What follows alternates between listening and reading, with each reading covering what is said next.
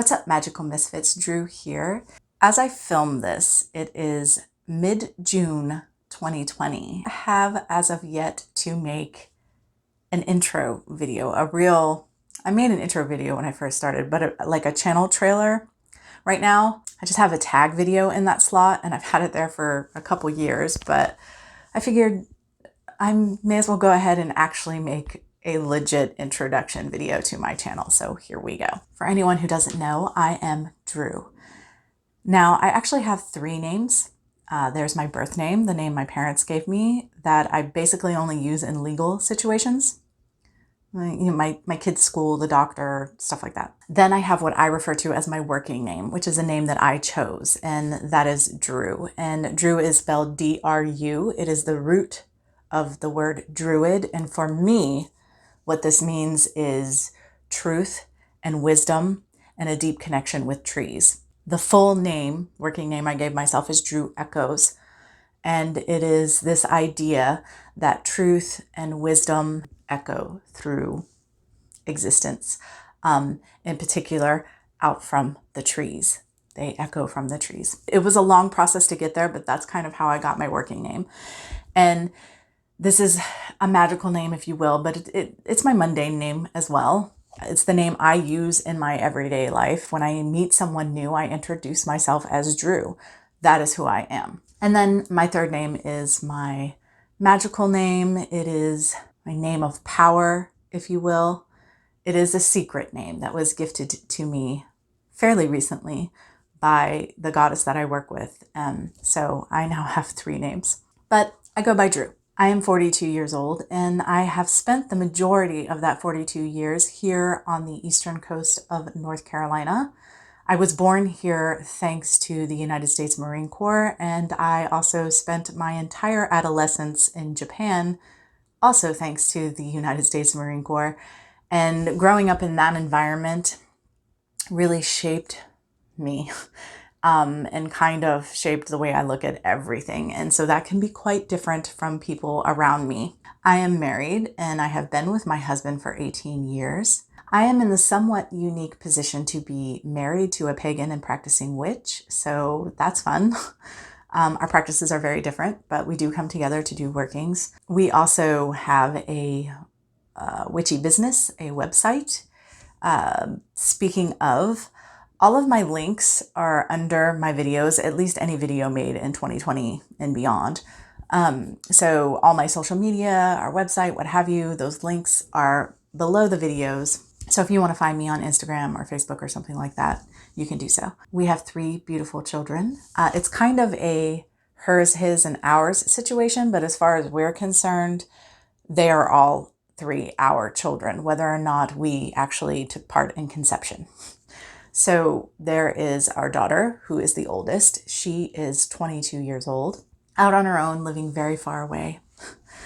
And then we have our second child, a boy. He is 19 years old. And then our youngest is also a boy who is 17 years old.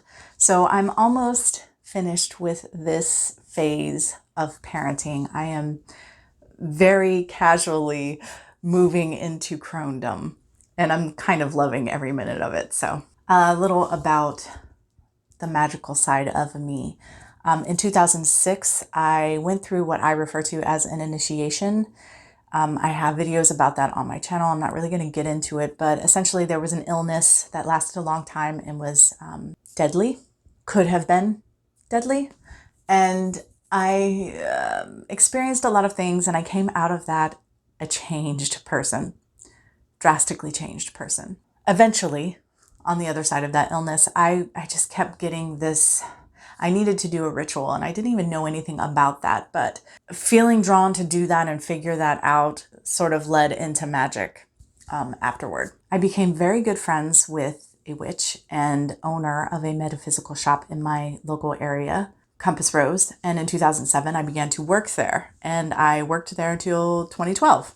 These were some very formative years of my life, not only because of the shop, but some things in my real life outside of work. But it was a hugely intense and the most wonderful way possible experience working in that environment. And I grew by leaps and bounds and experienced so much. And I'm so grateful for that. And Compass Rose was the place where we sort of formed our business. We began to make our own candles for ourselves. And we had a circle with the owner of the shop, and we did ritual together at least once a month. We did the Sabbats together, the Esbits, that kind of thing. And we did spell work together and all kind of stuff. But she loved our candles and suggested that we start selling them out of her shop. And that's kind of how Creations from the Hollow was born. Although it's gone through many evolutions. When I left Compass Rose, I was just kind of in stasis doing my own thing. I was going through some heavy grief and there was a lot going on, and I had some developmental stuff to do, and I was kind of in this stasis place. I was still a witch and my path was still what I would identify as shamanic, but I've never been disconnected. I was withdrawn, really is what it was. I was withdrawn.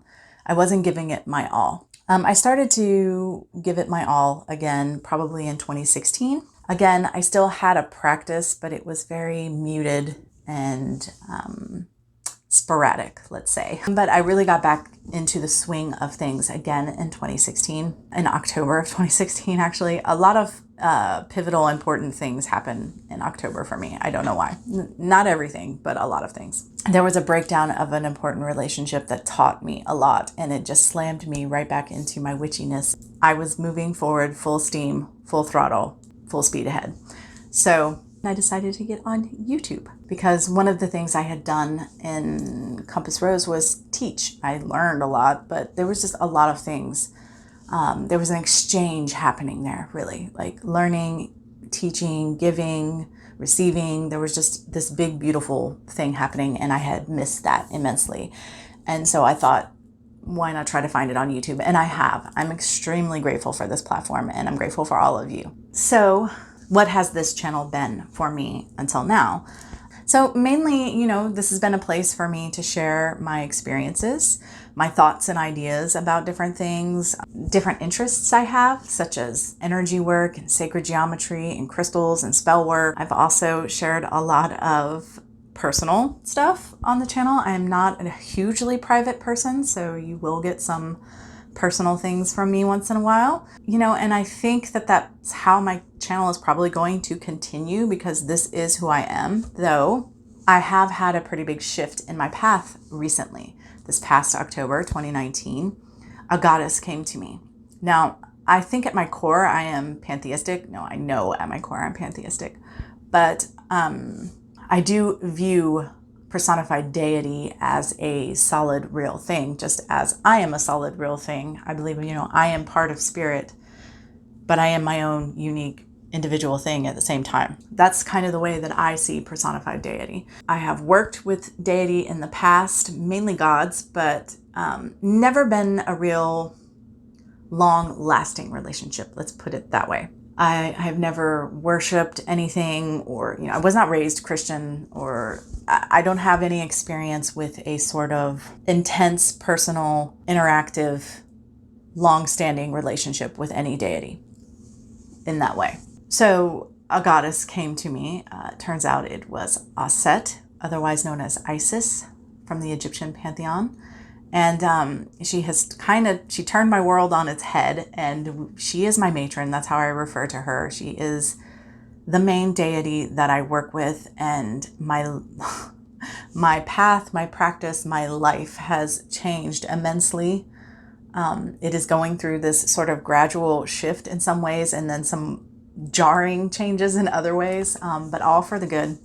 There's been some hard work that's happened already, but again, all for my best and the highest good of all, ultimately. And I worship Aset. I absolutely do. I have a daily devotional, and I adore her, and I can't. So there will be some of that. I have already begun to talk about her on my channel a bit. I was a bit hesitant, but she kept pushing me to do so. So I have, and I will continue to do so, at least what I feel comfortable sharing on my channel with regards to her and my experiences with her and the work that we're doing. So that is really the only new aspect I can see, the only change in my content. But who knows? Who knows what's going to happen?